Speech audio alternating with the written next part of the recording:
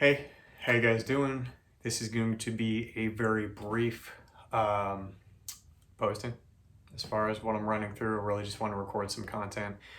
We are currently doing some work on our house, and I noticed in terms of plumbing, we have Mudjob concrete behind tile for older plumbing on our 1940s house that involves a little more work than expected on that.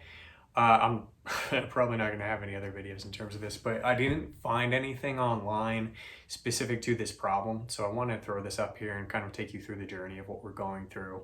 With Mudjob, there's a lot of videos on how to get rid of the concrete through walls when you're doing a full like bathroom reno. But for us, we're specifically going around copper plumbing. So we don't want to damage the plumbing itself. A lot of the kind of jackhammering and rotary drilling that a lot of people are doing in their videos is probably not the way to go for us on this improvement project. So I just want to give a short video on our tactics and running through for this. So I will take you over to the bathroom. We'll take a look at some of that, just going through what we're actually going to tackle on that. As you go through your home improvement too, I will say you do not need to wear a pizza shirt as well, but if you do, good way to go. Look extra cool on these demos. Outside of that, let's take you to the bathroom. All right, so on this random video that you might be paying attention to without any context whatsoever on what we're going through, the main reason we're going through this is our hot water. We have an older house, as I mentioned, 1940s on that. So the hot water bath valve is dripping. It's probably as simple as the washer behind it is rotted, which would be an easy solution. But when we took it off and did some deeper diving on that, it's older equipment that we can't just get a replacement for, which kind of sucks.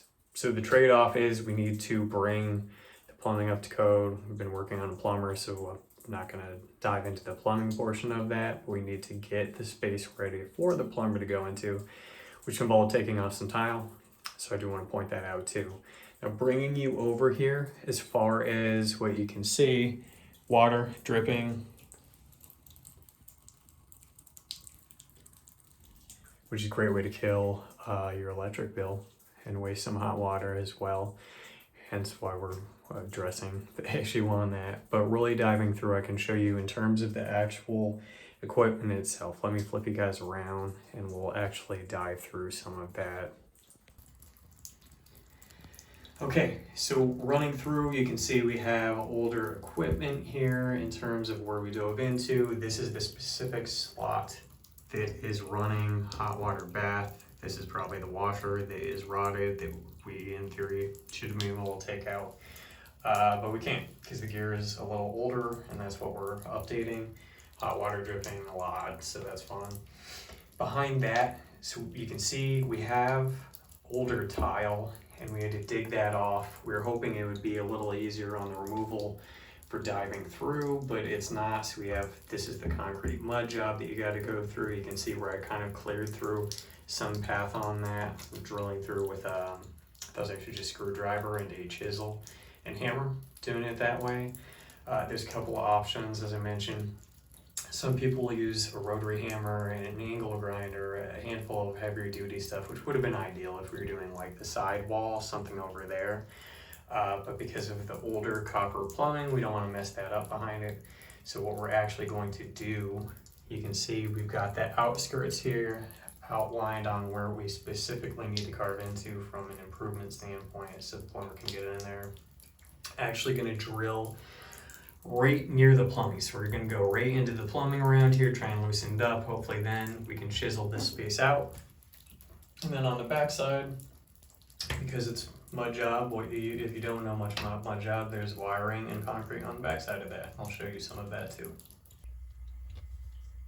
Okay, so backside of what we're looking at, this is also where we're going to have to carve through, and that's where you have the outline for the plumbing piece on that, so we don't go too big and digging into it. You can see there's a little bit of corrosion and build up on that, probably because it's running as well, so it'll be good to have that updated. But this, the reason why it looks so like ground beef is because the concrete is probably coming through wire mesh that we're going to have to remove. So what we're actually going to do is drill and chisel out the front side of that, and then we're gonna have to nip cut all of this piece as well, while trying to fit in the frame of the studs that we have. And that is where we're at. So keep tabs on this journey here while we walk you through that. All right, so back in the bathroom, got a masonry drill set from Harbor Freights, which is actually a pretty good deal. This is like $4 or $5 for a pretty good variety. We're gonna use one of these masonry drills on a normal drill to try and drill around each of those handles that I mentioned on that. So with that, nothing to do it but to do it. So we have it on there. I won't actually film much of me drilling it, but we've got it on there locked. Make sure you put a towel down, so that's kind of the plan, since it's gonna still drip a little bit. We don't want to be backing up the drain and cause a bigger problem than we should. And then fingers crossed here.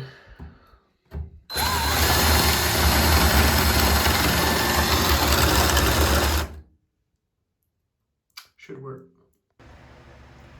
All right, so we're on day 2, demoing into this. Realistically, you could do this in a couple hours. It shouldn't actually take this long if you devote the time to it, but that's not what I'm doing, kind of juggling a handful of other things around the house and whatnot. One thing I do want to say as I'm showing you this, obviously, spoiler alert, you demo in. So what we're doing, I drilled through, made some scoring to try and get through. The goal here to get around the plumbing was actually to try and trim around where the mesh is and then pull that piece off.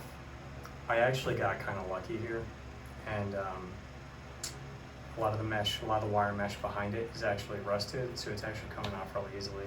One thing I would say, make sure that you wear a pair of gloves, make sure you have some mask. I'm not doing a whole lot of the dust kickback, so I'm not using like heavy duty 3M mask or anything like that. I would be if I was drilling into it like most people say, but there's still some stuff coming back, so make sure you have goggles too, because it kicks back for you. And then I would say make sure you have a fan just to ventilate and open up a window. Just make sure that you're good.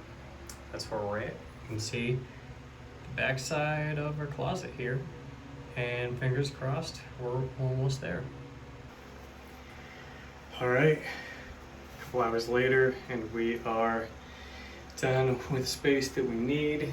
You can see we got around the plumbing. There's a board here that I had to be cautious of. Evidently, I probably did not need to be cautious of it, because whoever owned the house before literally nailed it into the wall, and it's not connected to either side. So you can see the studs are here, and that's what we're trying to fit within. The board's actually not even connected to the studs. That's great, just added filter. Basically, the plumber's gonna add a central section on this part, so he needs to cut this part out.